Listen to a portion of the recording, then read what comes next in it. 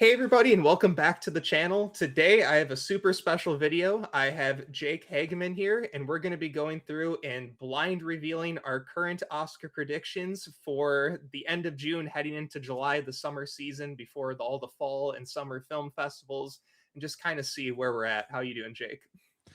Dude, I'm doing so good. This is so long overdue. So I'm so glad that we're finally getting to just hop on and just talk about some great movies, man. Yes, yes, for sure. We've been talking on Letterbox for like years now, I think, a couple Yeah, years, and watching each other's YouTube videos, so it's nice to finally sit down and record something. absolutely. So yeah, we're just gonna jump right into the big one right away. Best picture. Let's Uh, go. do you want to kick us off? Who's your number Sure. one for best picture? My number one for Best Picture right now, I have Wild Horse 9. I think Martin McDonough, he's his last couple of movies have like broken into the Oscar race and have been big hits with Three Billboards. He almost won Best Picture for Three Billboards, and then Banshees also being a big hit, even though that didn't win any awards. And so I think with having a lead as strong as John Malkovich and with him kind of bringing a political kind of air to this film, I think it's really going to break in to the Oscar race. I think people are going to find it entertaining and fun and thought provoking and relevant to the times. And I have a feeling right now that that's the movie that people might be kind of leaning to, but it's hard to say because that doesn't come out till November. But that's Yeah, where I'm kind of sitting right now. it's hard to say too, but I will say Wild Horse 9 is my number one right now too. Okay. And I'm kind of feeling the same reason. Nothing that has come out so far in the first half of this year feels like a best picture winner to me. So Yeah. I'm sitting here looking at what's going to come out in the fall, and we're probably going to get into the Odyssey and everything, but all like the established directors that have films coming out, nothing feels really good right now. There's probably one other that's in my top three that we're going to talk about very soon here too. But just thinking about Yeah. how close McDonough has gotten to winning this award multiple times, if this movie hits the ground running, it has so many acting prospects. It has, you know, obviously it has screenplay. If it nails screenplay, that's going to be in the bag almost, I'd think, just with McDonough writing it. So Yeah. it's the movie I just feel the strongest about right now. Absolutely. The stat that you always kind of have to come back to, especially with winning best picture, is you either have to win screenplay or director. Like every movie in recent Mhm. history has won either one of those back until like 2001. And so if this can land a best director win or a best screenplay win, it's obviously got a shot to do that. And I think a writer as strong as McDonough, who's had so many movies so close to winning best picture or winning a screenplay Oscar, I think it's about time for him to get one. Yep, I agree with everything you're saying, and that's why it's number one for me too. Yeah. I guess I'll jump into number two. This will probably make you very happy, but my number two is Project Hail Mary. Yes. Love it. Not, I will say, I don't think Project Hail Mary is going to win Best Picture, but I For sure. feel so strongly about it getting nominated that I have to put it number two because there's a lot Yeah. of movies right now being this far into June already. I feel like there's a lot of movies just up in the air. I feel like around this time in other years, we feel pretty strongly about four or five films getting in. This year, I really don't know what to think. And I think that's because Cannes was such a weird year as well. There's really no Mhm. one super strong film from Cannes. There's probably two or three floating around the Best Picture 10. So Project Hail Mary, I think it's gonna be one of those blockbusters that just makes it in. That's great. Love it. Um, my number two is Digger.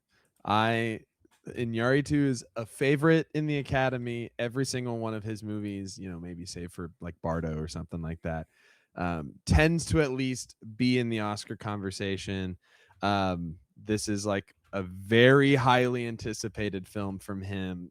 They are like already campaigning Tom Cruise to win the Best Actor Oscar. Mhm. Like they put out that Tom Cruise retrospective trailer, and I was like, oh, he's just winning. Like he's Yep. just. We'll talk about that later, but Mhm. like I'm like he's just winning.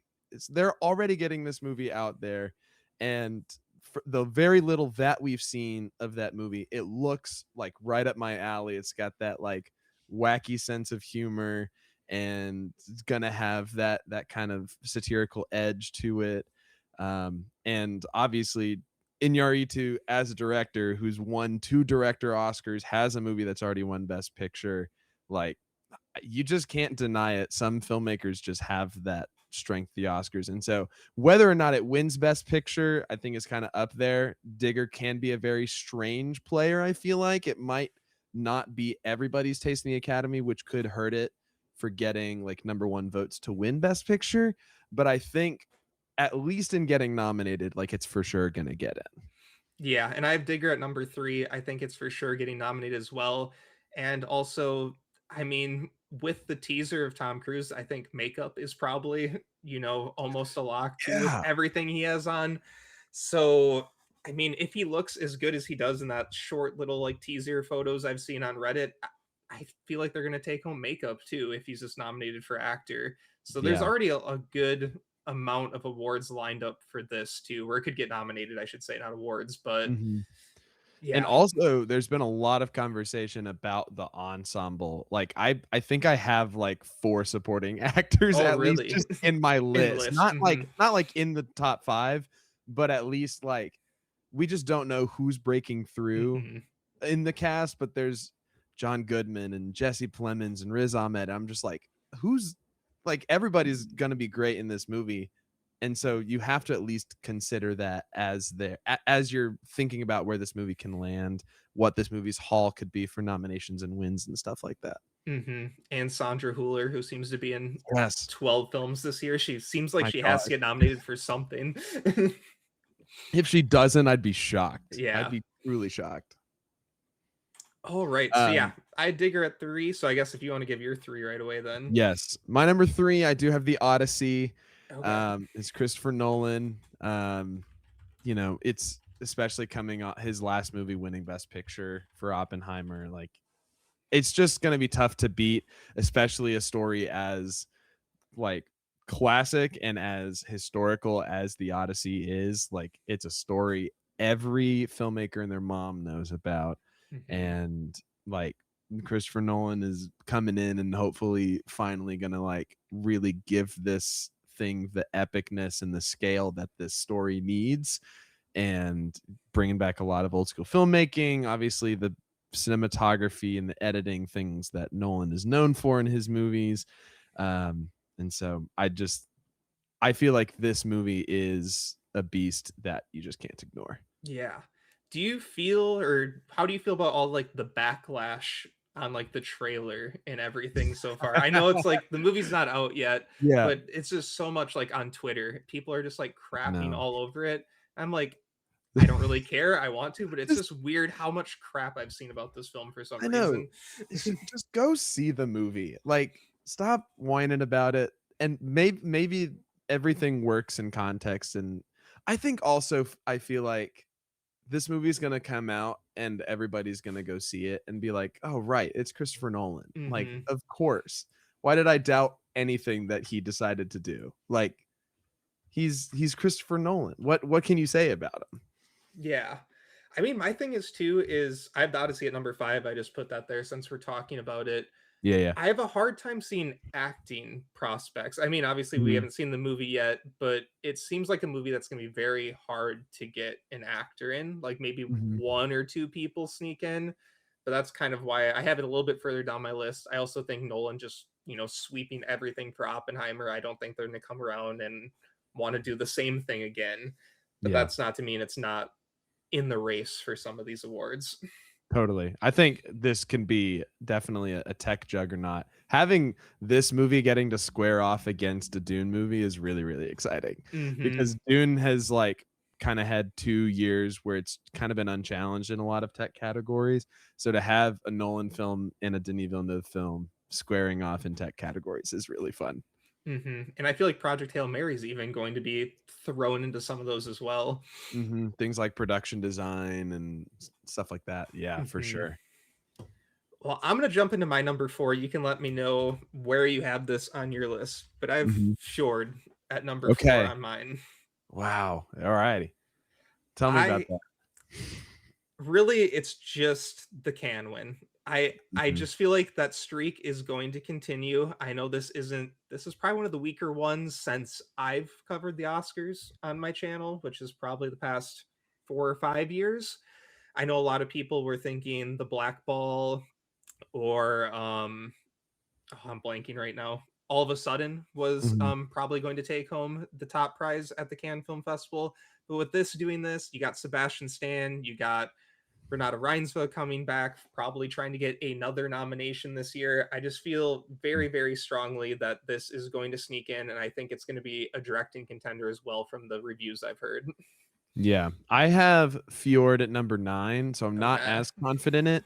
I think things like the Black Ball is I think that is a much stronger international contender because Netflix is behind that movie. And Netflix has a lot of campaigning money where they can just Hmm. dump all their money into one contender and they can get whatever wins they want to, truly. But from what I've heard about the movie, we're just speculating because we haven't seen it. It hasn't Hmm. come out yet.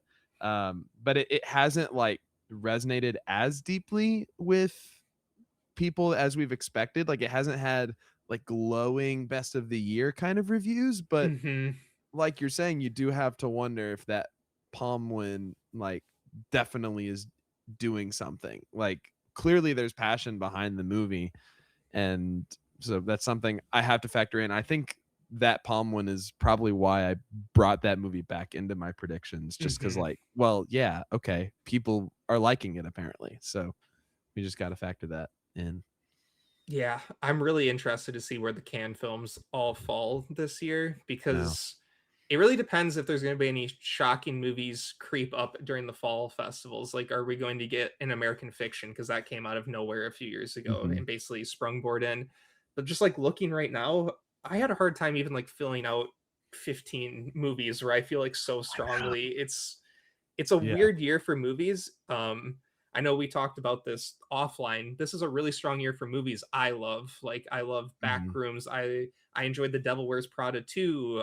Like there's like weird movies I really enjoyed, but like awards movies have been lacking so far. Yeah, and kind of like I don't know if this was before we went on air, but you talked about the festivals have just been kind of weird. Like there just Hmm. hasn't been those two overwhelmingly like, oh my gosh, this is the best movie of the year and everybody has to see this thing and it's gonna be this huge Oscars player. Like we haven't gotten that from Cannes, and so all eyes are kind of on Venice and Telluride and all the other festivals, and we're just like, okay, well, is it just gonna be one of these larger studio films from established directors like Wild Horse 9 and Hmm. Digger, or is it gonna be something else? Like, I don't know. Yeah, and I guess that can kind of lead into my number six. It's a movie we just got a trailer for that I feel really strongly with after seeing that, and that's The Debut. Yes, for sure. Do you have this on your list at all? I do. I have the debut at number 8. That Okay. trailer like definitely did it for me. Yeah, Um, I liked this trailer even more than a Real Pains trailer. And I feel like that's mm, saying something because A Real Pain was in my top 10 of the year. I love yeah. Jesse Eisenberg as a writer, as a director, as an actor. And something about this trailer really spoke to me. I don't know why. I mean, themes is obviously like completely different, but it gave me the holdovers vibes for some reason. Mm, I mean, Paul Giamatti's in it too, which might be kind of where I'm yeah. clicking with that. But it just gave me like this warm feeling but stressful feeling. That's kind of what the holdovers does to me. So I think Yeah. that's what this is going to do as well. And Jesse Eisenberg is just so good at injecting heart into his movies, and I feel like this Mhm. is going to be a movie that just makes people feel. Yeah, I think when we first were kind of hearing what this movie was about, it was like, oh, it's a musical about a play and it's A24 and it doesn't have a title and it just felt really weird. But now that we've gotten a trailer and we have a sense for what the movie is, and it's like very clearly about acting and performing and storytelling and whatnot, I think everybody's like, oh, okay, this could really resonate with the Academy, I think. And so that trailer really won me over, really made me excited for the movie. That made Julianne Moore and Paul Giamatti skyrocket into my Yes. predictions. Hmm.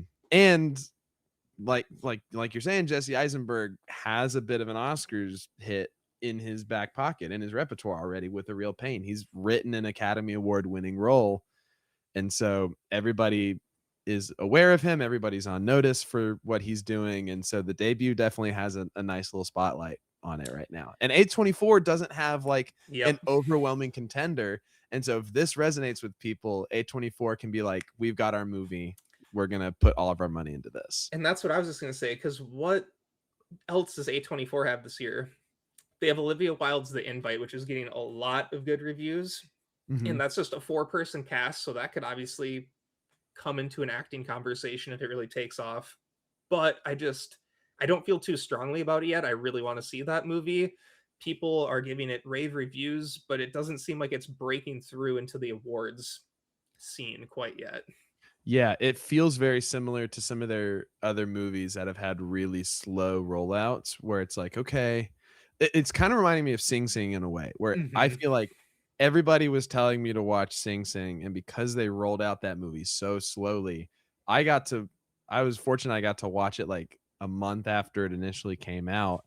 But by the time I watched it and I loved it, I feel like the conversation was done for it. And I feel like I'm about to experience the same thing with The Invite. By the time I Hmm. finally get to watch it, all the discourse is going to be done. And I'm just gonna be like, Yep. well, okay, I guess it's not happening. I don't know.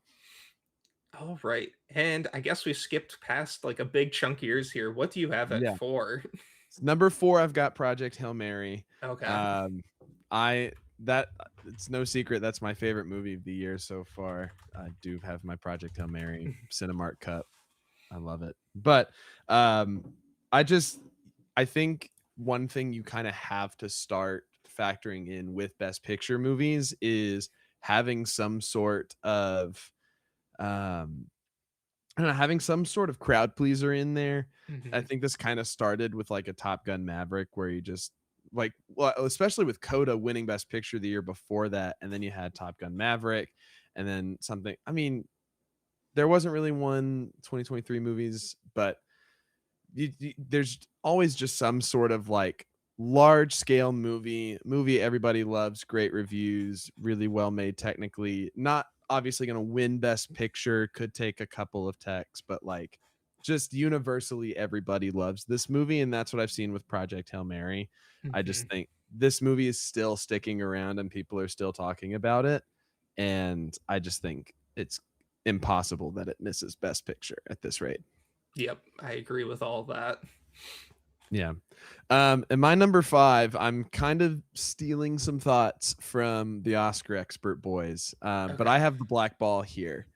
They are really high on that movie. Hmm. I mean, they went to Cannes and watched it, but they're like, guys, this is Netflix, and this is like a huge international contender, and it's a huge tech player, and like this really could be something. It's this sweeping, grand queer story.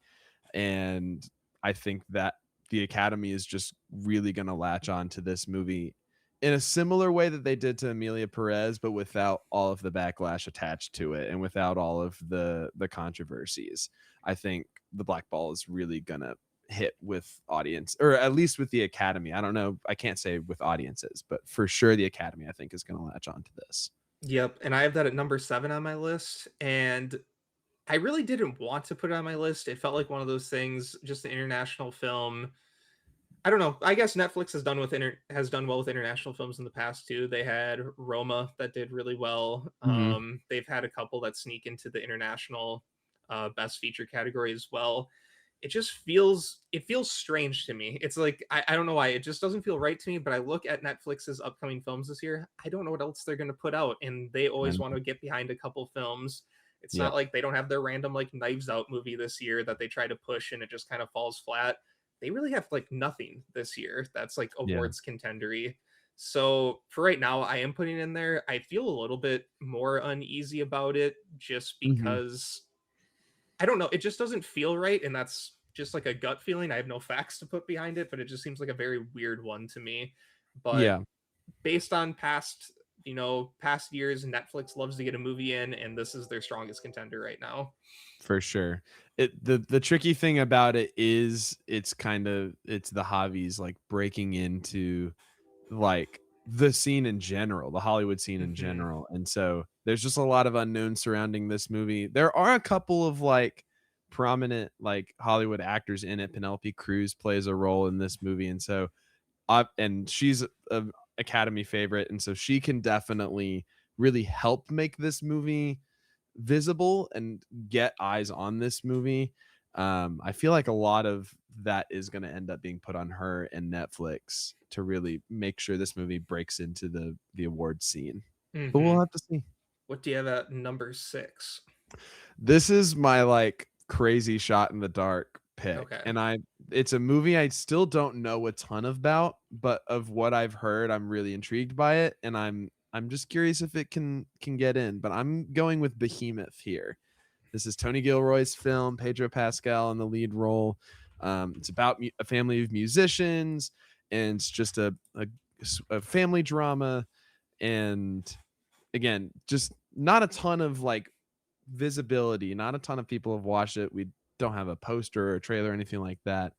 But I'm very intrigued by the story, and I'm very intrigued by Tony Gilroy.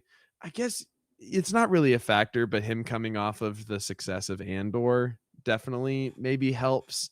And I just think I don't know. I think this might have a shot, but that maybe this movie just absolutely falls flat. I don't know. It's my big like real dark horse nomination prediction right now.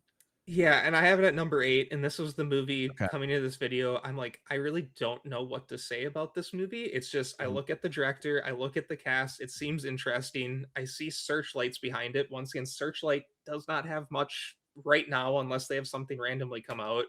And when I do like these Well, mid-year predictions, Searchlight doesn't Searchlight have Wild Horse 9?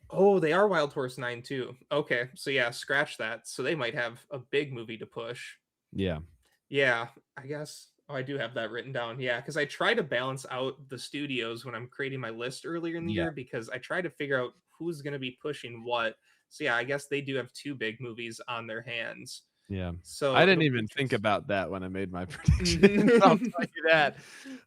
So I don't know. That's just something to think about. From what I've heard about that movie, I've been really intrigued by it, and so sorry. Maybe one of these. Maybe it'll come out really great. Maybe it won't make a splash at all. Who knows? Yeah, who knows? Well, I'll jump to my number 9. I have a feeling this is probably in your 7 or 10 spot, and I have Dune Part 3 at Nailed it. It's number my 9. number 7. Okay. Oh, what did I just open up? So Dune Part 3, I just feel like Dune was got nominated Part 1 and Part 2, even though Part 2 was kind of it barely snuck in there. It was probably 9 or 10 and just got in on the back of a lot of texts. I have faith that Denis is going to land this crazy ending that a lot of people think is almost near impossible to Really? adapt to film. Yeah. And I think it's just going to be another massive spectacle. It's probably going to have a crazy ending, and they're just going to want to sneak it in like they have with other trilogies in the past that are of this scale. Yeah, for sure. Um, I thought for a second you were gonna say I think Denis is gonna like finally break in and get best director, and I was like, I don't know about that. No, no, I'm seeing people actually predicting it, and I'm like, you're crazy. You clearly have learned nothing. But no, I don't believe. No, I had to okay, double check. I'm like, I do not okay, have that. No, I great. don't. But no, I definitely think Dune Part 3 is gonna break in. From what I've like from what we know about this movie, there's some differences that he's taking with Dune Messiah, so it's not gonna be just the book kind of translated, and Dune Messiah as a book doesn't have the best I don't know, it doesn't have the best reception and reviews. And so hopefully Denis is gonna bring that scale. He's gonna bring it. But I see this about replicating what the second Dune film did was a little bit less of a return from the first film, from what that movie got, winning 6 Oscars. It'll probably win visual effects and sound Mhm. and stuff like that. But otherwise, I think it'll just be firmly in there, and it's gonna be like, yeah, it's a great movie. The whole trilogy is great. We gave all of them a Best Picture nomination, and that's about all they can do. And I think the later release for part three is going to help it. I think Dune part Yeah, two really sputtered out being released. I think it was like March or something. It got kind of pushed into yeah. the early that year.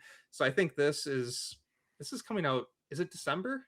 I believe. It's December. It's the same day as Avengers Doomsday. Avengers Doomsday. Yeah. I Yeah, could go on a whole tangent about superhero movies. I don't but but yeah, I yeah, think Dune 3 is going to do well having that December release. for sure. Now, do we think we have the same movie at number 10? I think so, probably. Is it Obsession? It sure is It's Obsession. Obsession. Yeah.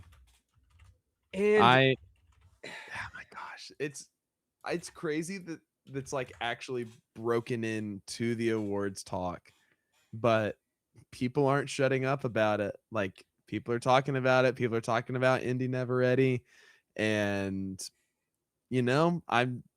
I gotta contend with it. Focus Features is a great Oscars campaigner, and they mhm, don't really have another movie on their hands, I think, other than like Sense and Sensibility, mhm. which the trailer made like a drop in the bucket, and that was it.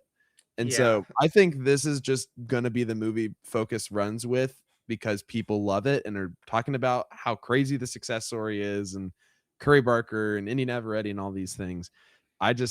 I think this movie could break in.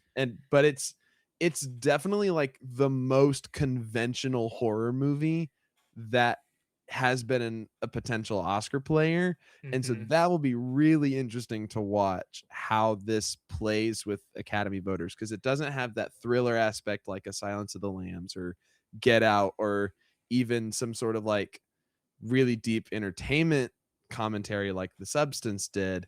It's a very like straightforward horror movie with some like comedic elements. And so I'm super curious how this plays with awards bodies. I am too, because even though horror has done well the past handful of years at the Mhm. Academy Awards, it's mostly been on the back of established actors and filmmakers. We got, Demi Moore for The Substance. We got Michael B. Jordan for Sinners. And then we got Amy Madigan for Weapons. Mhm. So Obsession's just all brand new people. I think what's going to propel this is the story. It's insane box office run. It's like in the top 5 highest grossing horror movies of all time right now. Mhm. And it's just something we don't see anymore. Mhm. I think I have a hard time seeing older voters connecting with this movie considering it's so much about like late millennial Gen Z dating culture and kind of the toxicity men and women kind of experience is kind of what the movie's about. I have a Yeah. hard time seeing them enjoying that, connecting with it, but I do see them enjoying a fantastic indie movie story, being created for less than $1 million and making $300 million.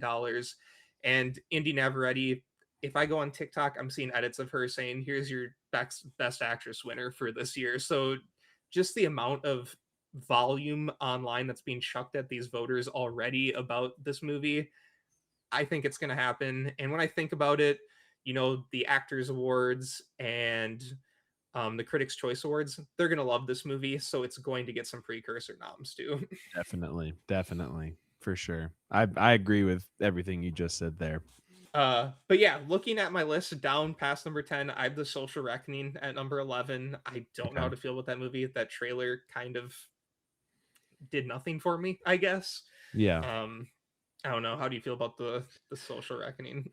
Yeah, it definitely has a distinct tone from The Social Network, which I do appreciate that it doesn't feel just like a blatant like unnecessary sequel, but it actually feels like there's a unique tone and a unique story. Obviously, an all different cast plays into this also, and you have people like Jeremy Strong coming off of a nomination a couple of years ago in playing Mark Zuckerberg. You have Mikey Madison, who just won an Oscar a couple of years ago, playing one of the lead roles. Jeremy Allen White, who's a very popular name, especially with The Bear. And so you've got some big names behind it. Aaron Sorkin, obviously, also writing and directing this one. And so I definitely think it can break in, but it's one of those where I feel like I just have to wait and see. And I just Mm-hmm. have to see how this connects with audiences, how this movie is received, what this movie is actually trying to say, and like just kind of taking it from there. So Yeah. I'm not overly confident in it, but I think it has potential. I think it has some acting potential at least. Mm-hmm. And then further down my list, the one I want to bring up that I kind of feel like could turn into something is Apple's movie Being Human. I don't know why it. I think we've seen Sean Hayter win Best Picture with Coda. Yes, She won adapted screenplay for her screenplay, her screenplay, and and then Best then she Picture. won Best Picture. Okay, yeah. So this is Sean Hayter's follow up to Coda, and it has like Mark Ruffalo in it. It has like a really good cast, and it's just about a social rights movement. And we've seen those catch on from time to time with the Academy. And if Apple really has nothing else to push, we've seen them get nominations, not really contend for too many wins. But we saw F1 last year, surprise pop up in Best Picture, kind of grabbed that 10 slot. If Yeah. this pulls at the heartstrings in the right ways, I think it could be something that sneaks up.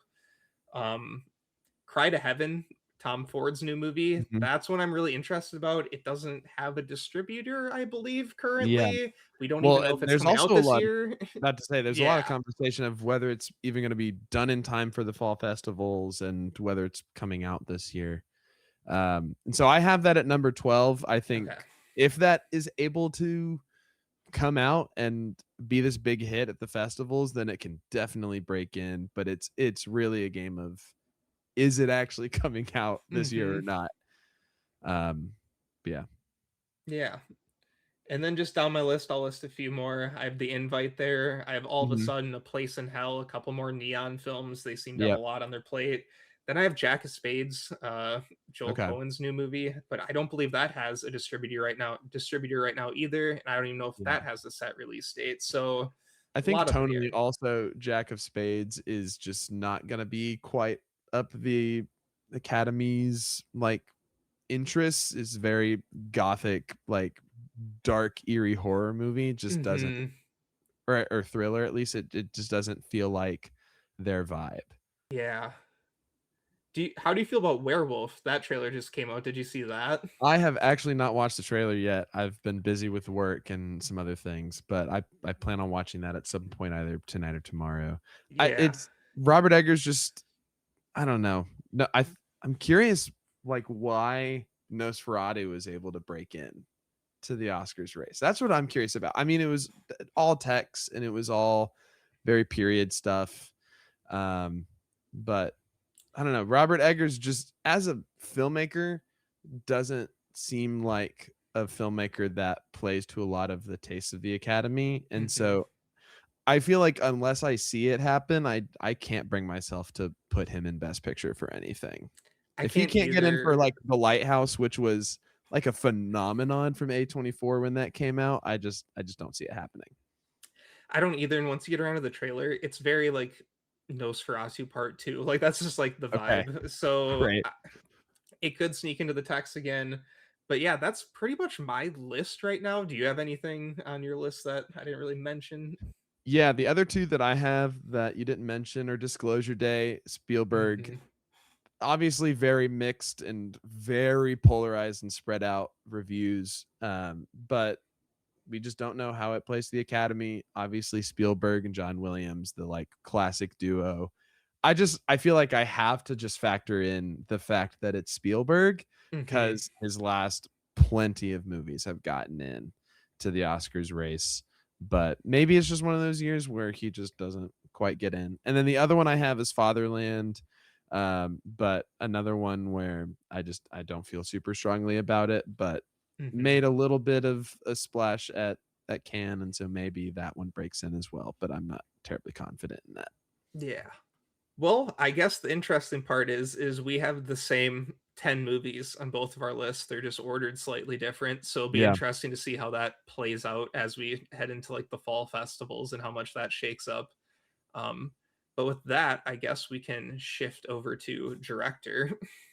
Oh, right. And moving over to director, I'm guessing after our best picture conversation, we may have the same person at number one for director, or maybe not. I guess I have Martin McDonough, Wild Horse 9, at my number one. Do you have the Mm-hmm. same or no? I have McDonough at number 2. Oh, I okay. have Inarritu at number 1. Oh, tell me about that, because Yeah. he's won So before. So, he's won twice. He won back to back with Birdman and The Revenant. And so part of that is that where he's won 2 best director Oscars already, and they're not afraid to give him director for something even if the movie doesn't win best picture like they did for The Revenant. And so I think if you look at least what we've seen of those 2 movies, and you look like stylishly about like what how those movies are crafted, like I think Digger is for sure the bigger standout. And I just think Digger is going to be the like bigger directing achievement, is kind of how it feels. I mhm, mean, Wild Horse 9 is kind of playing as this more kind of grounded, like political espionage kind of film. And I just, it's those aren't the kind of movies that tend to win Best Picture. It's more of these like big sprawling kind of large scale movies, but like we've seen with Paul Thomas Anderson in One Battle After Another, where it's this large scale California story. And so I have Inarritu at number 1 for that reason. I really think he can take it all the way with a movie as anticipated as Digger. And if Tom Cruise's performance is as good as they're hyping it up to be, then I think that could definitely win him Best Director. yeah, and I really can't argue with anything you just said. I think it's possible. I really just did this because McDonough hasn't won, and if I think it's going to win Best Picture, I just think that'd be a nice package to go along with it. And with Inarritu already winning twice, I'm like, do they want to give him a third trophy? Not saying that they wouldn't. I just felt like maybe they'd want to go with someone different this early in the year. That was just kind of my thought process. For sure. But I mean, Digger does seem like it will be the bigger spectacle movie, so it's definitely possible that they'll go with something like that. Um, but I guess too, when we're talking about spectacles, I can also just roll right into my number three. That's where I have Christopher Nolan. Mm-hmm. I've I got I've got Nolan at number 4, so I've still okay, got him in there, but yeah.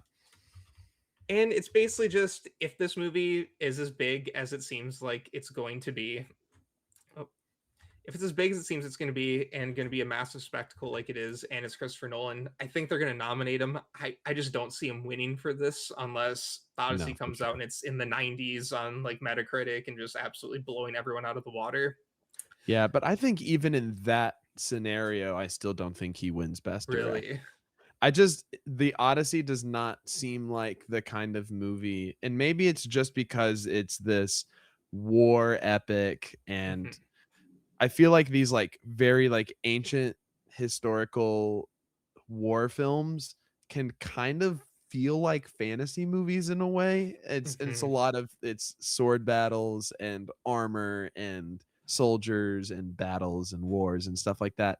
And those movies can definitely get into best director, but they're not the films that win best director, especially against the movies that are like really contending for best picture wins.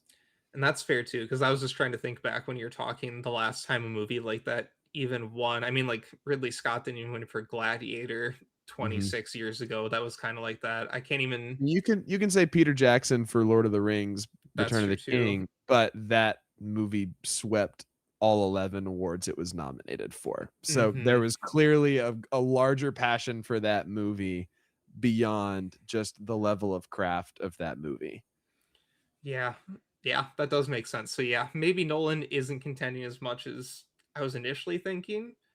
Um, but it's definitely a weird year. Who do you have at number three then? Because directors, this is one Mhm. category I was kind of struggling to slot some people in. Yeah, this is where I have the Javis for the Black Ball. Okay. Um, if based on what I've heard about the scale of the movie and how the movie is crafted and the story that it's telling, it feels like the kind of movie to break in. The directors branch at the Academy also love their international directors, and they love when like an international director is like really breaking into the Oscar scene. We've seen that the last 5 years with nominations like Ruben Östlund and Ryusuke Hamaguchi with Drive My Car, and we've seen a lot of these nominations happen in years past. And so I think the Hobbies are going to be that kind of nomination of like, it's clearly a passion pick for the directors. And if this movie does resonate as much with the Academy as I think it can, I think the Hobbies will get in for this movie because of its scale and its size and its grand storytelling. Yeah, and I don't have them. I have them at number 6 currently, and that's just Okay. kind of more of my reservation I was talking about during Best Picture. Like, I wanna see the Right. balls start rolling before I, Yeah, like, push them back up into my list. I for do sure. have an international director at number 4, Hmm. and that's Mungyu for Fjord. Um, Yeah. Once again, I'm just kind of going off the palm wind. This seems like a much smaller scale, more quiet film, even compared to something like The Black Ball. So if they want to go that way for their international director, kind of selection that they have been doing the past handful of years, I wouldn't be shocked at all. But I'm just kind of Hmm. sticking with my current guns where I'm like, I have Fjord high up on my best picture list, so I kind of need to put Kristen in here for Yeah, director just because I made that call. definitely. And I have him at number 5 Okay. also. And so if we're having to play this game of picking one of the two, picking one of these two international directors, it really is just for me going to turn into which of these movies is the bigger international player. I mean, we kind of saw this last year with like Joachim Trier with Sentimental Value. With Sentimental Value, it's just like, well, okay, then that movie was just the larger international player. And even though The Secret Agent won a couple of precursors, maybe it was kind of stupid to ever think that Sentimental Value wasn't going to win. And so that's kind of the game I'm playing. I'm trying to Mhm. think if we've had a year where two international directors got into the Oscars 5, but I can't think It of would any have off the top. been, uh, what was the year, Justine Triet Mhm. for Anatomy of Yeah. a Fall? Wasn't there someone else that year, I believe? Jonathan Glazer did, but he's like a British guy. But that movie Okay. did win the international Oscar because it's the UK and it's like all in Mhm. German. And so Maybe that's what I was that's a thinking of that's a then. tricky year because Mhm. I don't know. But anyways, it's an interesting kind of spot to be in. I'd love to see two international directors get in, assuming these are great movies. But if I had to pick one, it's just dependent on which movie is the bigger contender. But there's also this interesting spot where we don't know if Fjord's going to be eligible because there's a fair amount of English spoken in that film. Mhm. And so if Fjord isn't eligible for the international feature Oscar, does it still get into best director because it doesn't have that precursor, or is it something like Justine Triet Anatomy of a Fall where she's able to still get into that even though Anatomy of a Fall isn't this larger player? Yeah, and that'll be interesting to see. And Anatomy of a Fall was just such a beloved film. Like, I think that's in the upper 90s on Metacritic. I don't even think Fjord's sitting at that right now. I think it's in the 80s if I remember correctly. So, I think it's going to be tough, but it's going to be interesting to see. My absolute big swing I took was at number 5. This is a movie we talked about in Best Picture. We know really nothing about it, but I put Tony Gilroy in at number Okay. 5. Wow, that's fun. I I just thought, yeah, I thought it was a fun pick just because I'm like, there's gonna be some director for a film we know nothing about right now. We really have no trailer or anything for it. And I just feel like this is a movie where it could pull it off. Tony Gilroy hasn't broken through massively yet, but he's a known name. So I think he's just kind of one of those up and coming directors where, like you were talking about Andor, if he just keeps building on success, maybe they'll really appreciate it and want to start, welcoming him into like the Academy circle this year. Yeah, definitely. He it's yeah, the thing that kind of kept me from putting him in is because we just don't know anything about the Mhm. movie. And so maybe a trailer comes out and I feel super hot on the movie and I see his vision. I'm like, "Oh yeah, he's definitely getting in there." But it's just hard to say without I haven't even seen like an image from the No. movie at all. So No, yeah, it's this was very just my, secretive like what's going on. Yeah. this is me just wanting to take credit if it actually happens. Like, I called it before we even knew anything. Love it. But yeah, because of this, I had the Javier's down at number 6, and then at Okay. number 7 is where I had Denis. I'm like, maybe he Okay. just comes in and blows everyone out of the water. Um, maybe Dune is more beloved than like the Odyssey since they're kind of, big epics, and maybe he would get in over Mhm. Nolan possibly, just something crazy like that. The Yeah. big one for me too is I think Tom Ford could get in for Cry to Heaven if something Mhm. happens with that movie. Yeah. So I have Tom Ford at number 6. Mhm. And again, just whether or not that movie comes out is the main thing. At number 7, I've got Lord and Miller for Project Hail Oh, Mary. okay. Like, you can definitely doubt that because it's just you can just say, "Oh, it's just a crowd pleaser," Hmm. and it's just a fun, silly little time, and everybody loves it. But I think the craft that's on display, I think if Sony and Amazon really wanted to put uh, is Sony behind it? I don't know, but I know Amazon is. I think if they put some dollars into a campaign, especially showing off the craft that went into it, things like the puppetry that they did for Rocky and Hmm. the 70 millimeter IMAX cinematography and like there's these stories of like how they had to film a lot of the movie sideways to create these like vertical like horizontal like vertical streaks from the movie for the light hitting the lens like all of that is so interesting. And I think if they committed to running a campaign, I think they could at least get some eyes on like, oh, they're like actually crafting something here. But I think it would have to graduate beyond this movie's just a crowd pleaser and a really fun time and a great story. So knowing what we know about the Academy directors branch and who they pick to nominate, do you think it's possible that two of the three, Project Hail Mary, The Odyssey, or Dune, do you think it's even possible that two of them get in? Or do you think that's a long shot? I Because to think it's me, a I feel long like it's one shot. of three. I think one of the three you're I not gonna be think able to it's get. one of three. Hmm. Um, I Yeah, I think they like auteurs. That's their thing. They Hmm. really love directors with very specific visions, which is why I don't think Lord and Miller are gonna get in realistically for director. But like Nolan is obviously an auteur who has his vision and makes very Christopher Nolan movies that are like totally distinguished from anything else. And Hmm. then you have these big like foreign options with the Black Ball and Fjord, or you have other auteurs like Tom Ford and Tony Gilroy that could potentially get in. And so I just think what we've often seen with the director's branch is they do like the top 4 in best picture and then they like snag somebody that's a little bit further down but they're like Yep. you did a great job. Maybe it's an international director but they're just like yep, we're going to bring you up. That's how I felt with like the 2024 movies where it was like they got Sean Baker and they got Brady Corbet, and then they said, and Corley Farja, we're gonna snag you up in there too because you Hmm. did some really great stuff in the substance. And I guess the last thing to touch on in director is I don't think the Oscars are going to do it, but do you think Curry Barker is going to show up anywhere precursors? Do you think he's going to show up like Critics' Choice Awards or anything like that? I think I think like first time feature at DGA for sure. Hmm. And then maybe Critics' Choice, but it really it just depends on how strong the rest of the movies are.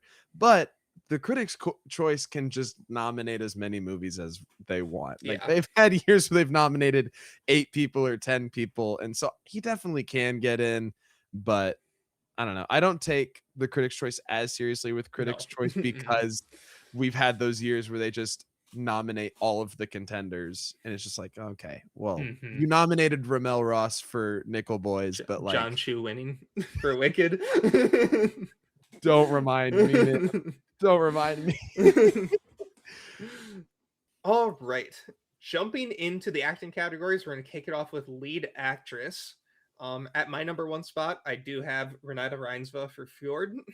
Um, Okay, great.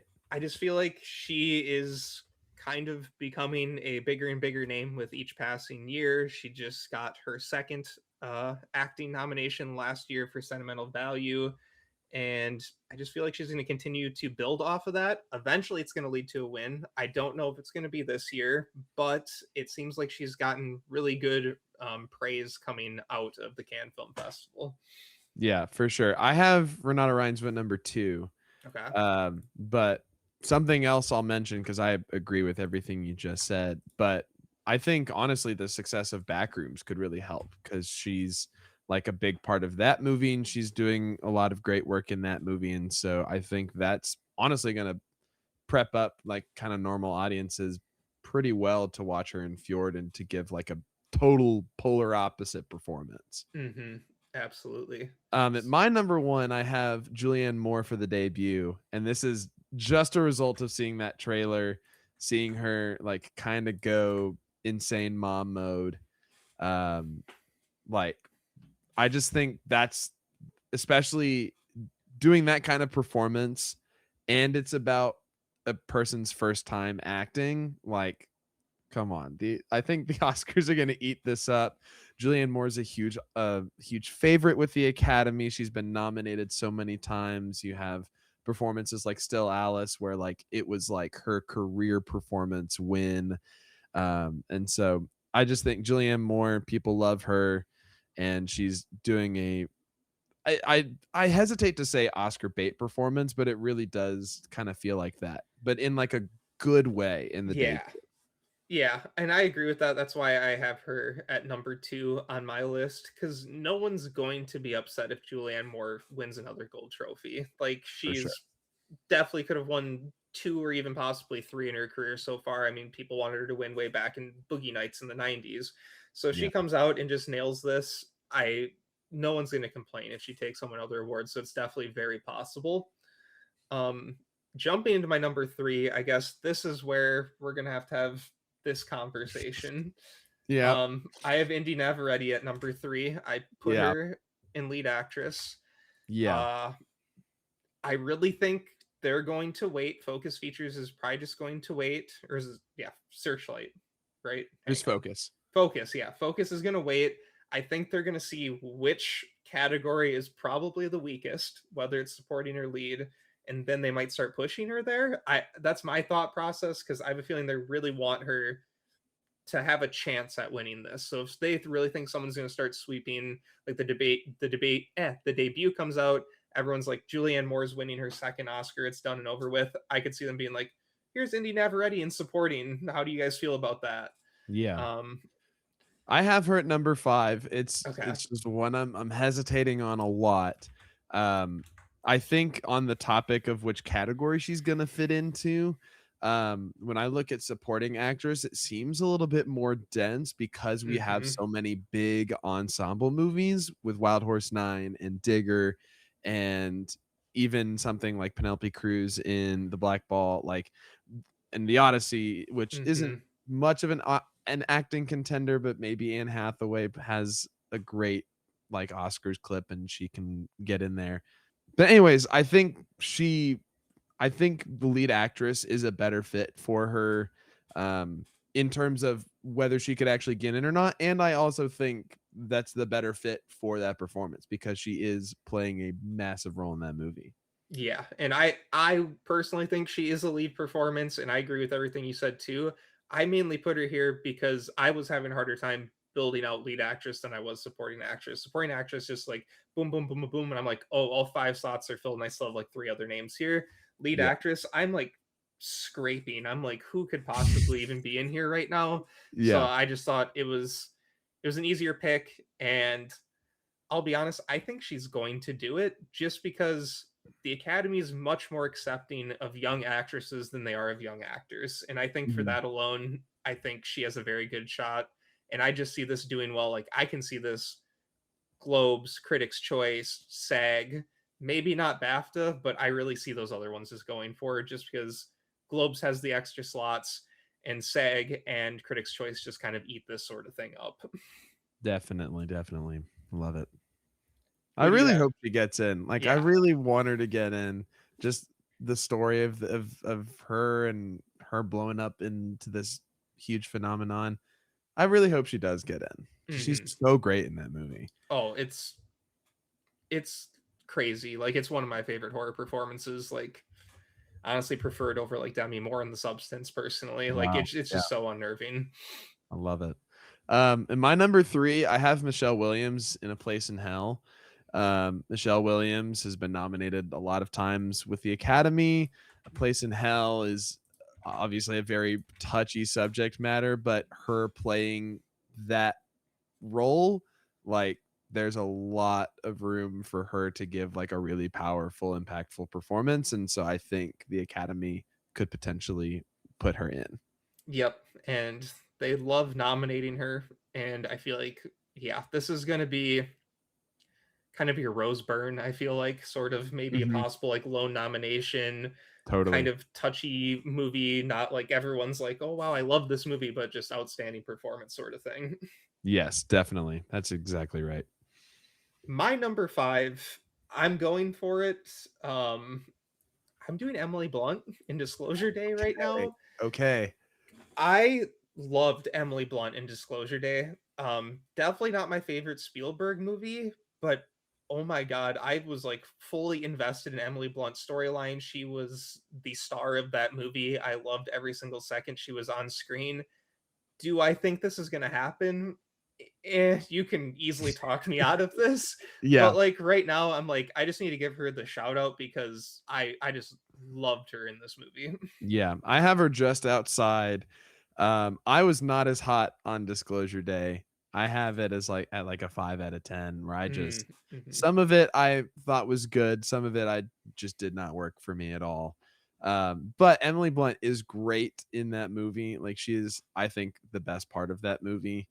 And so I would not be mad if she got in. I'd be mad that Disclosure Day was an Academy Award nominee, but I wouldn't blame that on Emily Blunt at all. But at my number four, I have Mikey Madison in The Social Reckoning, coming off of an Oscar win, huge breakout role with Honora, like, and playing a very different character, a much more Mhm. subdued role in The Social Reckoning. I think it's really going to highlight her acting chops. And so I think if this movie breaks into the awards race, in any capacity, I think Mikey Madison can get in. Yep, and Mikey Madison was my number 6, and it was basically her, Emily Blunt, because anything after that Yeah. is where I was really tossing my hands up. Like, I had Daisy Edgar-Jones for Sense and Sensibility, Mhm. Ruth Madeley for Being Human, and that's kind of where I had Being Human sort of right outside my top 10 of best pictures. Like, I can see a couple acting, like, prospects here. Uh, Yeah. Frances For me, McDormand, Jack of Spades, but, like, once again, yeah. I don't know, so Yeah. A couple others I've got are Sandra Hüller in Fatherland or in Rose. Like we Mm. mentioned earlier, like she's in so many movies this year that like Mhm. it feels like one of them could get in. But it's just a year that I feel like it could just be a lot of just kind of lone lead actress Yes. nominee kind of performances. And that's just how it is. There's a couple of others like Virginia Efira, and all of a sudden, potentially, if that movie is able to, if that movie ends up kind of turning out to be Neon's big push, Mhm. but we just don't know that yet for sure, especially with Fjord getting the can win. Moving over to lead actor, who are you kicking us off with? Tom Cruise is winning Best Actor, ladies and gentlemen. Like Mhm. it is just happening. If I had to put money on one Oscar happening right now, it would be Tom Cruise winning Best Actor. Like you do not put out a trailer like Warner Brothers just did with the Tom Cruise retrospective trailer. They showed that in IMAX this weekend. Like Really? that's crazy. Like I was in the IMAX theater and there they are showing the Tom Cruise retrospective trailer and the people next to me are like, "What is this a trailer for?" And then the actual digger clip started happening and they're like, "Oh, I thought we were what, like, we're just celebrating Tom Cruise, but like regular normal people are picking up on that. They're showing this trailer everywhere. If they're showing this in IMAX, like, come on, like this movie is getting a huge push. Tom Cruise is just winning Best Actor. I feel the same. I don't know if I feel as strongly as you do, and I guess that leads into my number two. I have John Malkovich at number Yeah, two. I feel like if anyone's going to contend Tom Cruise, it's going to be John Malkovich. If Wild Horse 9 comes out swinging, uh, John Malkovich is a beloved actor too. Uh, this is kind of more jokingly, but do you think Tom Cruise could get Timothy Chalamet if he keeps talking about himself too highly? And potentially. I do also have Malkovich at number two. I definitely think he is Tom Cruise's competition. But when I look at least what I've seen of those two performances, John Malkovich is just kind of doing John Malkovich things. Mhm. And that's great. And everybody loves that. But Tom Cruise is the one that's really going out for this big performance. And we've seen in a lot of years past how a lead performance and makeup pair really well Yep. together. And so that's why I'm a lot more inclined to go with Tom Cruise as opposed to John Malkovich. But I do think Malkovich has a shot for sure. Yeah. Yeah, absolutely. And yeah, I think Tom Cruise is by far and away number one right now. Uh, but I don't, yeah, I'm really interested though, because John Malkovich, I just love him so much too. So Yeah. maybe I'm just kind of slightly rooting for him too. But I'm thinking of like John Malkovich in like an Alan Arkin kind of way where like you could mhm, probably find some sweet grandpa role to put him in and give him like a supporting actor win in down the road if you wanted to. But with somebody like Tom Cruise who does so many like action movies and genre movies, the energy feels like when are we going to have this opportunity to give him a win that he like truly deserves at this rate? That's kind of the energy that I feel when I'm weighing the two. yeah, because what else would Tom Cruise? I mean, has Tom Cruise done anything? I'm trying to think of the movie. I cannot. Why am I blanking so hard? He's done like Magnolia. I think like Magnolia is the Magnolia, like only Jerry time. Maguire, like Jerry Maguire has had an acting win. He's done those like dramatic roles, Rain Man Mhm. back in the 80s. Oh yeah, true. I Um, didn't think of Rain so Man. he's has those dramatic performances, but because ever since he like started doing the Mission Impossible movies and stuff like Top Gun, like he's just become the action stunts guy. And but that retrospective trailer really highlights his Oh acting yeah.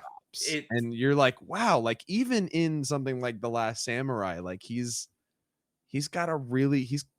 doing some really great stuff in there. And so you feel like, well, man, we should give him an Oscar because look at all of these amazing things he's done. mhm. And I would love to see Tom Cruise at like a Hollywood Reporter Actors Roundtable. I don't know why. I feel like that would just be Yes. so entertaining. Or Put actor on put him and actor. John Yeah. Malkovich in the same room. Like, Yep. I think Mhm. that would just be really entertaining to watch. Mhm. And I think it'd also be entertaining. I'll jump into my number three. This is where I have Ryan Gosling. Okay.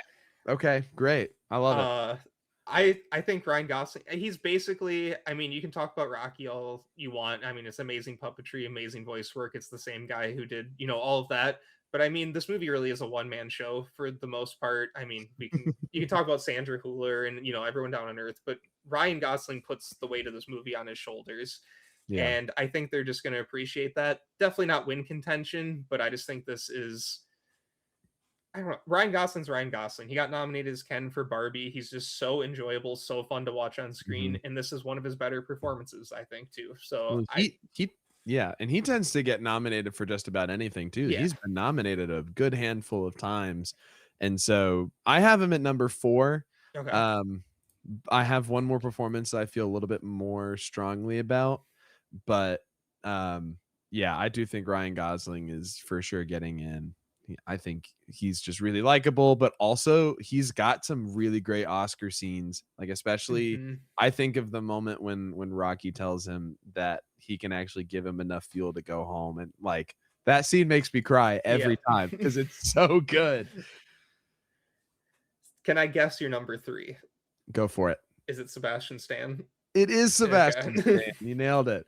Um, yeah, I think with Sebastian Stan coming off of kind of a surprise nomination with The Apprentice, I think people are starting to see him and his skill set in a similar way to like how Renato Rines was kind of breaking onto the scene, where like people have been aware of their performances and them as actors and the stuff that they've done, but they in the past couple of years they've both had these like really big breakout roles where like people are like, oh, like they can really actually act. Hmm. And so I think Sebastian Stan is going to like really deliver something in Fjord, and I think they're going to nominate it. If Fjord is as big of a contender as we think it's going to be following that can't win. Yep. And I'm everything you said is basically what I'm thinking, and this is basically why once again I Fjord so high in my best picture rankings. I just Yeah, think there's acting acting nominations coming along with it. definitely. Um, Number five, I have Pedro Pascal for Behemoth. Okay. Cool. Um, Definitely don't feel good about it, but just kind of planting my flag in director and kind of like the middling like area of best picture, I felt like I had to put an actor in there if I'm kind of planting those flags. So that's what I did. There's a lot Yeah, of people I feel could put in this number five slot though. definitely. I've got Pedro right outside at number 6. I think number 5 I just put Matt Damon in the Odyssey. Hmm. Like I don't know.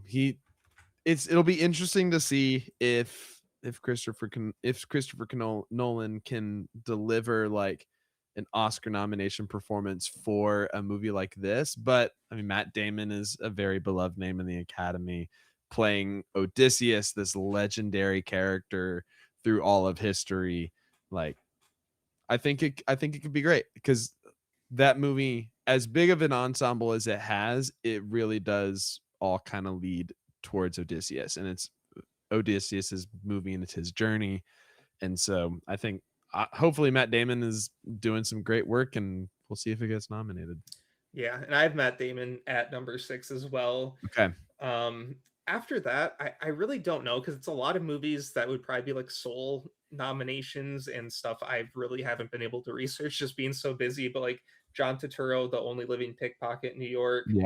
Robert Pattinson in Primetime, people seem to be talking about. I know like next to nothing about these movies, so it's like I don't feel good about it, but they're ones I'm just kind of keeping my eyes out for. Yeah, that's what I've got in those next couple of spots, and then after that, I'm like Jafar Jackson and Michael. Like I don't, Yeah. afraid I don't think so. No. Probably not, but yeah, it's yeah, it's more of a wait and see type of thing this year. I wouldn't be surprised. This is another area where I think a fall festival movie could come up and take, one of Mhm, these slots as well. definitely. Um yeah, it's just a very weird year. I know we talked about kind of throughout this video, just not a lot of awards movies, I feel like. A lot of good like Mhm. crowd pleasers, but not awards friendly movies that I can think of. Definitely. But we'll have to see. I really hope the festivals bring us something. Oh, right. Supporting actress. Do you want to kick us off with number one? Let's do it. Supporting actress. I don't know how this is gonna land, but I have Anne Hathaway for The Odyssey. Okay. Um, from what I've like seen in the trailers, I think she's doing some great stuff. I don't think she's actually going to win, but I think she'll for sure get a nomination. And so that's like I feel very confident in her and in her performance that it'll at least get into the 5, and so I'm gonna put her at number 1 just as like a placeholder for now. Okay. And I slotted her in at number three Okay. because I kind of had a placeholder mentality too for one and two. I'm probably gonna butcher this first name, but it's Mariana de Girolamo. I'm not sure Mhm. if that's even right for Wild Horse Nine. And then at number two is where I have Parker Posey for Wild Horse Nine. So I have the double Okay. nomination going. Yeah. I don't know who's doing more, who's doing what, Yeah, but if I have Wild Horse Nine at my number one, I think it's going to win Best Picture. I feel like there's going to be an acting award prize someplace. And this one just felt like the best category for me, but it's really going to be wait and see to see which one of these actresses is kind of leading the pack in that area. for sure. And I have Mariana Di Girolamo at number 2. And I have Parker Posey at number 5. Okay. And so I have them both in also. I heard the Oscar expert guys talking a lot about how there's a lot of double nomination kind of Mm-hmm. stuff that you can do in some of these movies because the ensembles are so big. And so it'll be interesting to see, but I think that one is pretty strong. But I mean, a little bit of a tease for supporting actor, but I also have a double nomination for Wild Horse 9 and supporting actor. And so, part of me feels like 5 acting nominations is a It's lot for yep. any movie. And so, if I had to pick somebody that I was like least confident in, I feel like Parker Posey. But I again, like you're saying, we don't know what they're doing in those roles. And so it's just strictly vibes. Yep. Mm-hmm. It's okay. But that's why I've got Parker Posey number 5, but I have no real reason to put her at number 5 really, for other than just there's a lot. It's a lot of acting nominations. Yeah, and I struggled once we get to supporting actor. I struggled there as well, trying to, deal with Steve Buscemi and Sam Rockwell, what to do with them. So we'll see how that plays out once we get Yeah, there. for sure. But I think what's really weird about supporting actors too is as I'm looking at my list, is it's a lot. Pretty much every single performance is ones we haven't seen yet, or they were at like Cannes and we personally haven't seen them. We just had to listen to other people talk about them. Yeah. And that's kind of where number 4 comes in for me. I have Penelope Cruz at number Mhm. 4. Um, they love nominating her in general. So if the Black Ball is going to be a powerhouse and sneaks into Best Picture, I feel like she is most likely to come with it. We've seen her get low nominated before, just because people love Penelope Cruz. So I just felt very confident in slotting her in right now, even though I haven't seen like any of these films in this category. Definitely. I've got Penelope Cruz at number 3. I think The Black Ball, if Netflix is able to give that movie the right push, that movie's just going to get in a lot of different categories. And in terms of acting, I think Penelope Cruz is for sure the most likely because she is such an Academy favorite. And like you said, they love to nominate her for just about anything. So I think she can get in. Yeah. And number 4, and I wonder if we have the same actress here. This is where I'm finally giving Sandra Hüller a nomination this Yes. year. Yeah. And are I you just doing it for Digger or Project Hail I Mary? I'm doing it for Digger. Okay, I am too. You have to pick the movie closer to Best Picture in that Yep. case.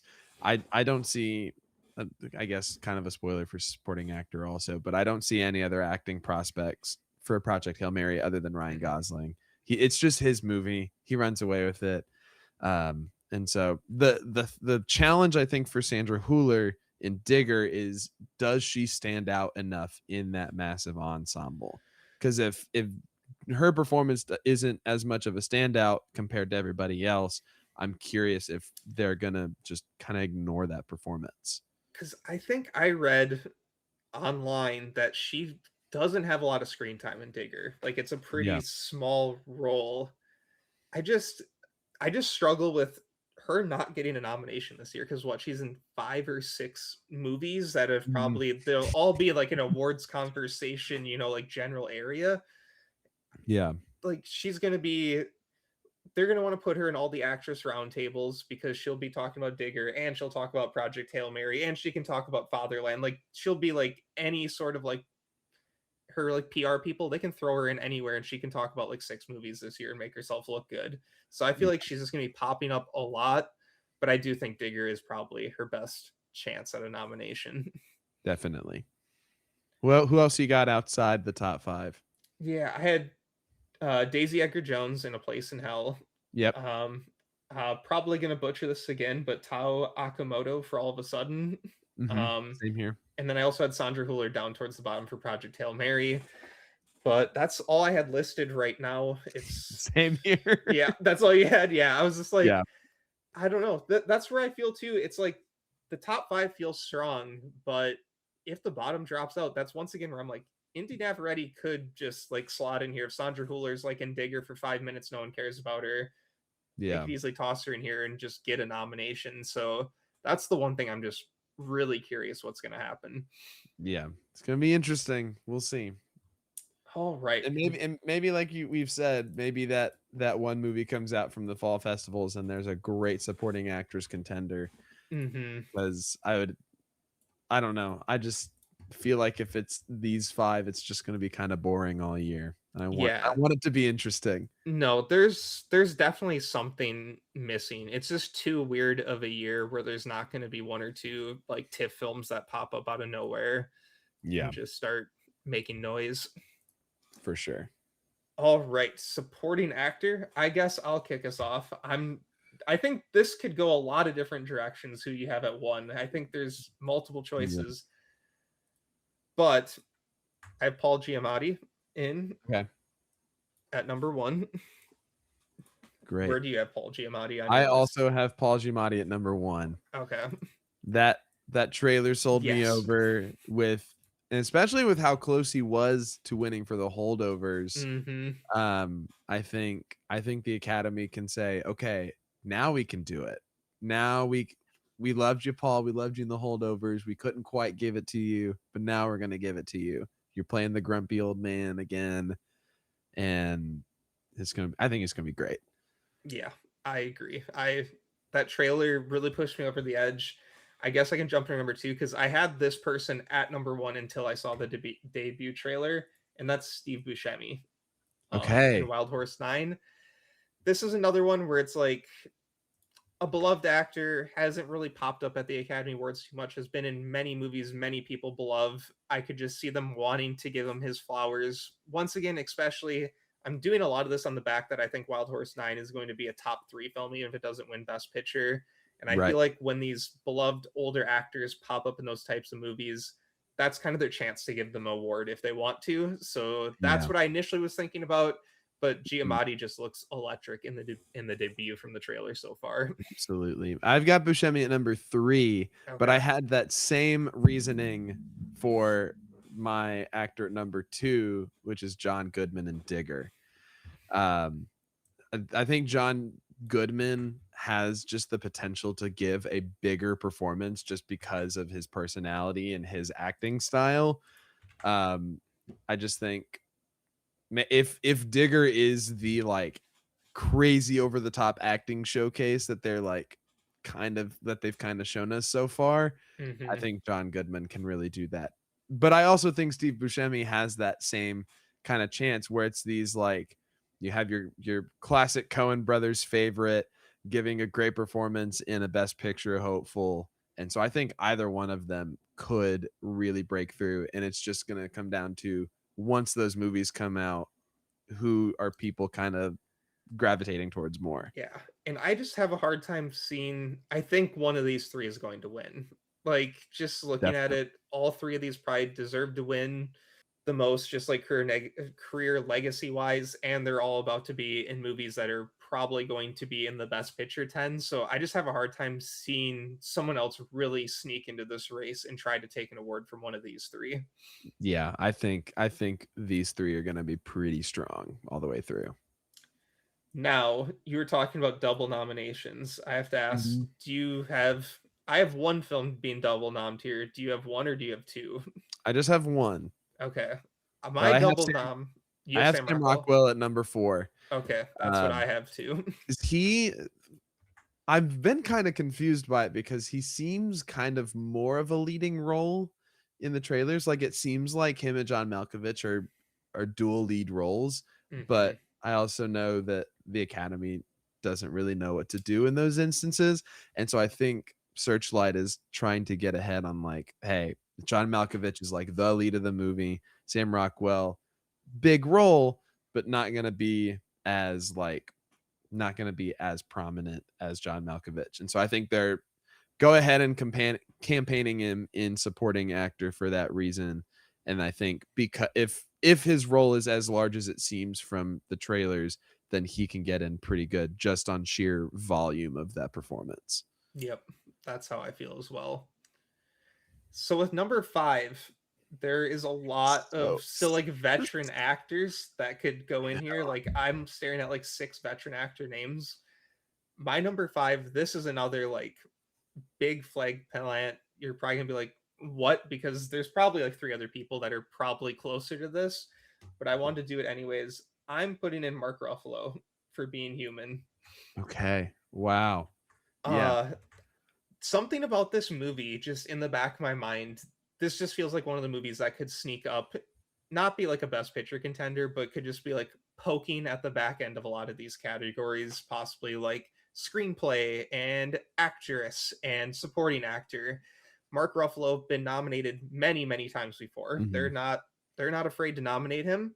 And I just think he seems like he could be kind of the heart of this movie, it sounds like, from just reading the plot synopsis. So if he pulls at the heartstrings right, it's possible, I think. But once again, probably a bigger swing compared to some of my names that are further down my list. Yeah, I'll be straight up. I'd never even heard of this movie until you mentioned it, Oh, and so really? I have no idea what this movie is. I feel like I maybe heard somewhere that Sean Hayter had a movie coming out this year, but that was it. So I have no idea what this movie is and what his performance is gonna be. And so I didn't have him anywhere on my list, but just because I had no idea what that movie was. Hmm. And my number 5, I'm going Jeremy Strong for The Social Reckoning. Okay. Um, Another guy that's coming off of a pretty recent Academy Award nomination for The Apprentice, and of course has been a longtime TV favorite in shows like Succession. And so him playing Mark Zuckerberg, and at least from the trailer, a pretty darn good Mark Zuckerberg, I feel like it could be difficult for the Academy to deny that, of like, hey, he's at least doing a really great performance and we like this guy. We just nominated this guy. So let's give him another nomination. But he does have the risk of playing a lot of very similar characters and Hmm. giving very similar performances, which is not a bad thing. But when you're looking at a performance that they want to nominate, that might not be what they're as interested in.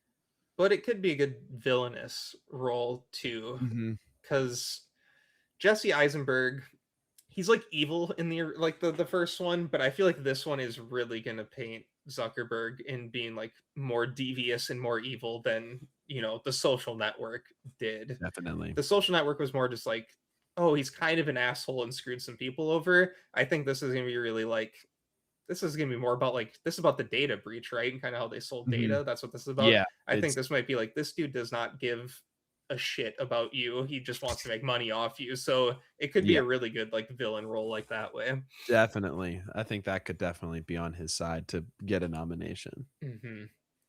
So yeah, I had Jeremy Strong at number 6. Number 7, I had Riz Ahmed for Digger. Yep. Number 8, I had Robert Pattinson for The Odyssey. Okay. And 9 is where I had Edward Norton for The Invite. If that movie does somehow take Okay. off, it seems like Edward Norton's what I've heard the most about personally from what I've read. But Yes.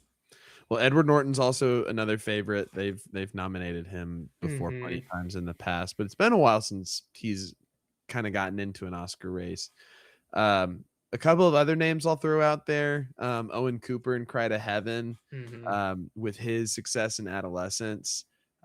If that movie's able to break through, if it comes out, I think he's got potential. But I mean, he's a much younger actor, and so those are definitely harder to break in. And then I had Jesse Plemons for Digger. It's just another instance of we don't know how big everybody's role is, and so I'm just gonna put them all on there and just see who sticks around. Yeah, because I was looking at the Award Expert app, and for some reason he was like substantially lower than everyone else in that movie, and I don't know if that's just because literally no one has no idea what's going on, or if I wonder if people heard that he's the least amount of screen time out of everyone. I don't know, so that's why I kind of left him off. But I love him so much. I wish he got nominated for Begonia last year. Definitely, man, he was so good in that movie. Hmm. So good. Um, One more I'll shout out, and I think this has a 0% chance of happening, but James Ortiz, Project Hail Mary. I Um, know it would be such he's a great, cool. and I think everybody, when they announced that, hey, he's actually eligible, I think everybody was like, oh, that's pretty neat. Anyways, let's get to the real actor. I know. I feel like that's a movie like that performance could benefit. I think the movie's benefiting overall for kind of being the highlight at the beginning of the year, but that performance could have really benefited from being later in the year because people are going to forget about Yes. that. But I'd be happy to see like Critics' Choice. Like Critics' Choice seems like the group that would just kind of do something crazy like that, maybe if they felt like it. But I definitely think if he's gonna get in any precursor, that is for sure where he could get in. And mhm. I think they might do it actually. I think they could. I wonder too. The Globes always confuse me. The new Globes, you never seem they're really more like international, but they seem more willing to like take big swings. I wonder if they'd be willing to take that sort of swing. They really don't really go for like the American blockbuster, but just with them having more slots, I wonder if they would be like, yeah, we'll do Yeah, something cool like this, just because they've been doing some more unique things the past few years.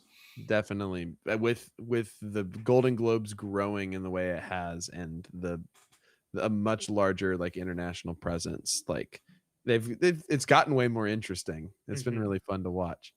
All right, kicking off screenplays, adapted screenplay. Uh, I have the Odyssey at number one. Okay. I feel weird putting it at number one. I have a lot of thoughts, I guess. You're adapting such a historical, well known work. People might just be like, yeah, cool, whatever. People have been talking about, the Iliad and the Odyssey for hundreds of years. Who really cares? Or it's Christopher Nolan puts such a unique twist on it that it kind of like refreshes it in a cool way that people want to give it. I don't really know. I just feel like it's going to show up, so I put it at number one. Yeah. I I have the don't. Odyssey at number 3. Okay. I think it still gets in as long as it stays a big contender, but I think the tricky thing is, um, Christopher Nolan's not as well known for his screenplays, I feel like. He's hmm much more of a director's director, and so he's known for his scale, and he's known for his production, and his screenplay and has already like gotten a little bit of hate online for when like Matt Damon yells out "Let's go" charging into Yep. battle, or the Tom Holland and Robert Pattinson "My dad is coming home," and like hmm it's it it's a very unique kind of modern take on the Odyssey. I think the one thing I want to look for in the Odyssey is the structure of the movie, because I think if it's put together in a really interesting way, and this it would kind of have to play with the editing as well in a similar way that Oppenheimer did, where the structure of the movie is like so unique and so fascinating. I think that's where Christopher Nolan could potentially get into that win category, but I just quite frankly don't see him winning for hmm this movie. Who do you have at number one then? Right now I have the Black Ball, the Okay. Hobbies. And again, just a case of, is this movie as strong as I think it is? Um, but that's what I've got right now. I think Netflix can give that movie a really strong push, and that's kind of what I've got right now. But this is for sure like the above the line category where I'm like least confident in my number one, because Oh, absolutely. there's no hmm like prevailing like this movie's absolutely winning this category, or we don't have our like two big contenders. Like it's just we it's this category, I think more than any other above the line, is a lot of just wait and see. Oh yeah, absolutely. And my number three, I have Project Hail Mary. Okay.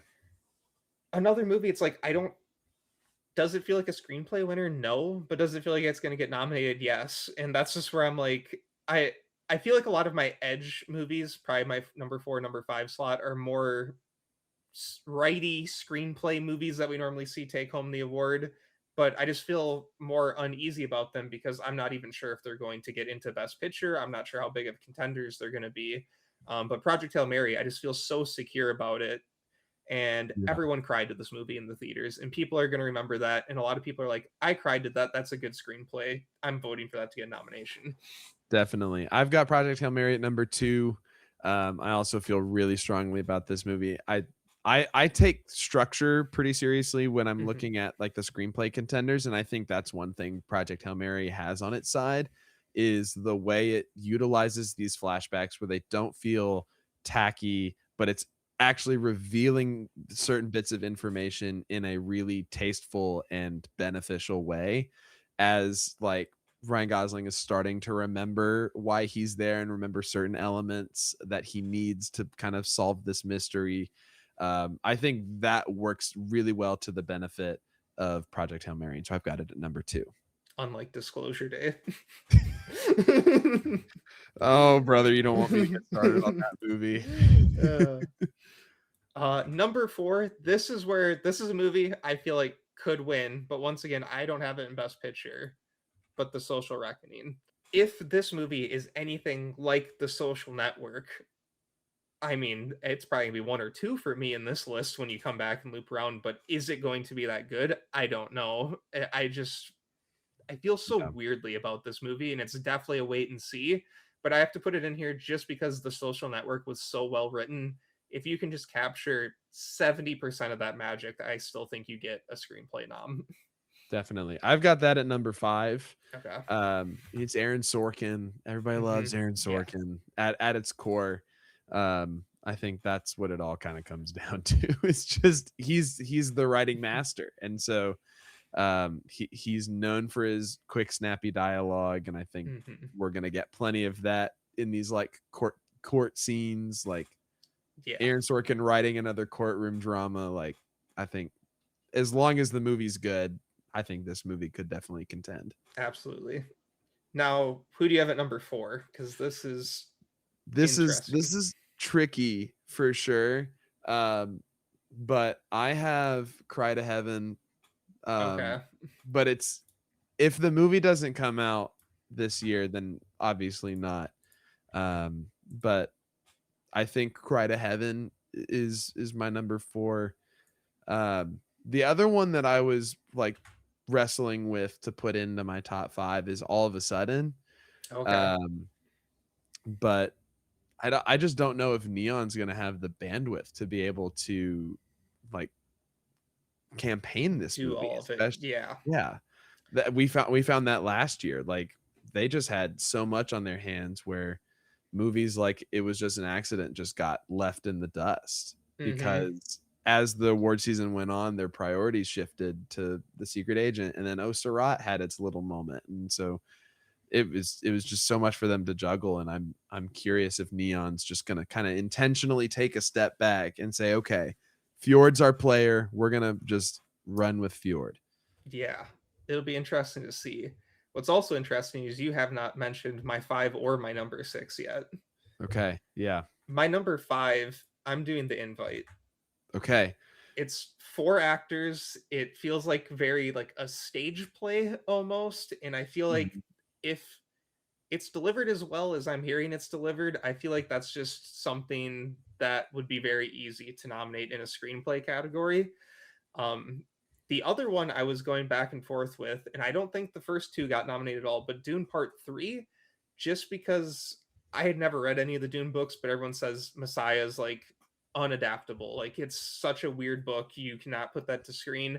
I just wondered if he can Denis can take that and put it to screen in a way that everyone understands it, everyone enjoys it, it makes a nice wrap up to it. I wonder if they're going to be like, you kind of accomplished something everyone has said for decades, no one's ever going to be able to do that.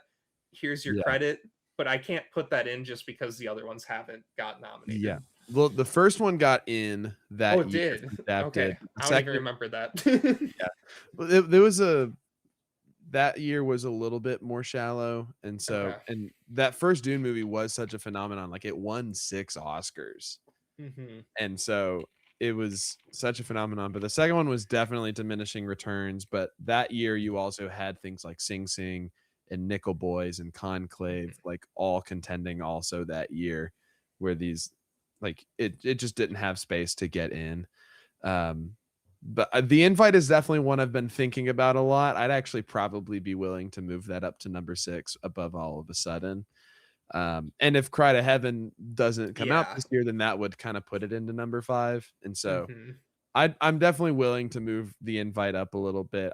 It's just not one I've thought about too much. No, 'Cause and Cry to I'm just kind of Heaven. waiting for it to come around so I can see it. I'm just y- really excited to watch it. Yeah, I am too. And Cry to Heaven, if I knew it was coming out, I'd probably have it in Best Picture. I'd probably have it in adapted screenplay. Supporting actor would be a lot closer too. It's just I just don't have a good gut feeling about it coming out. So it's like I'm leaving it out till further notice. Yeah. Um, and then once again too, I want to shout out Being Human could also get nominated in this category too Mhm. because Sean Hayter did win for Coda that COVID Sure year. did. So that's another thing too where that movie could pop up. Definitely. And now we can shift over to the last one, which is going to be original screenplay, which I feel like is probably a little less convoluted, but there's still a lot to talk about in the final slots. Definitely. All right, who you got at number 1? At number one, I have Wild Horse 9. Yeah. Um, Martin McDonough. If I have it at number one in Best Picture, I have to have it on screenplay. Like, he's going to win screenplay over director, I think, if he has to take home either director or screenplay. So if I have that number one, I'm going to have to do that. I'm guessing you have Yeah. that too. I feel very Yeah. similarly.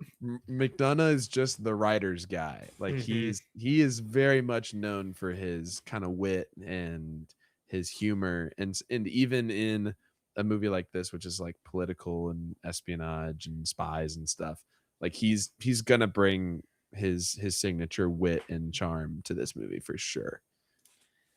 And now at number two, I think there's who do you have? Because I think there's two movies that could be here.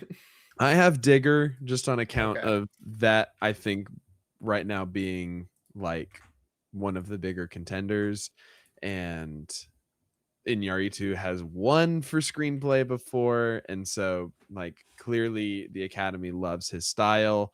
From what we've seen, it seems very witty and very fun. It is a comedy, and so that tends to fare well in these screenplay categories, is having some good wit and good humor. And so I've got Digger in that number 2 spot. Yeah. And I have Digger at number three. And that's once again, I just love the trailer for the debut. After Yeah, seeing the trailer, I'm like, Jesse Eisenberg's probably done it again. So I'm like, I have to put him in here. I just nothing against Digger. It's just wait and see for me. And the debut has shown me enough where I'm like, I feel good about this movie now. So I have yeah. it there. And I'm guessing you probably have debut at three. Yeah. I do have it at Mm-hmm. number 3. Yeah, I think Jesse Eisenberg is really establishing himself as like a really great director with a lot of wit and a lot of charm, and he writes these really heartfelt and touching roles. And so I think we're gonna see more of that in the debut, except the difference is now people are looking out for it. Yep. Number four, who do you have? I have Fjord. Yep. I have the Um, same. Yeah, I just think as long as that movie is staying Neon's top priority and it's resonating with the Academy, I think that's going to get in. It's a family drama. Like it's going to be tough to not include that one, I think. Yep. Same. And number five is where I went back and forth a lot. And I just went with what I'd personally want to see happen. I know I picked Behemoth for a lot of other categories, but I left it out. And this is where I'm putting an Obsession. Do I think it's going to happen? I don't know. I just don't think the screenplay is going to connect enough with Academy voters. But holy crap, did this screenplay like click with me? Just like from being a younger person and just Yeah. kind of all of the I don't know. I think everyone's just clicking with it so much just because it encapsulates all the awful parts about modern dating is like what I took away from the movie. And I think it Yeah. encompassed it and packaged it up in a very nicely made horror movie so well that it just scratched an itch I didn't know I needed scratched. So I'm shouting out here, but I think Behemoth is probably more likely, but I Yeah. loved Obsession. Yeah, I've got Behemoth at number 5. I've got it higher up in Best Picture, and so I have that going for it. I Mm-hmm. think it's more of the kind of story that the Academy is going to lean a lot Mm-hmm. further towards family musicians, a musician returning back to his family. Like, I think it's good. That's a lot more up the Academy's alley Yes. as opposed to a supernatural horror film Yep. with some social commentary. But Yeah, I think Obsession, I have that at number 6. I think this is a very shallow pool of contenders right now. Um, Hmm. but I just don't see Obsession's screenplay getting in. I just don't. I just can't No, see it. the only way I really see it is if it gets in pretty much everywhere else and it's kind of used as this like vehicle to get Curry Barker a nomination. We're like, okay, it's your first movie. It looks fantastic for under $1 million, but we're not doing that for you yet, buddy. But we'll give you the Yeah. screenplay nomination. I could see that happening. Um, but yeah, I think Behemoth is more likely. I also think A Place in Hell possibly Yeah, that's true. is That's a true. contender too. But yeah, this is another category where I think a fall festival movie could really sneak up and work its way into this category.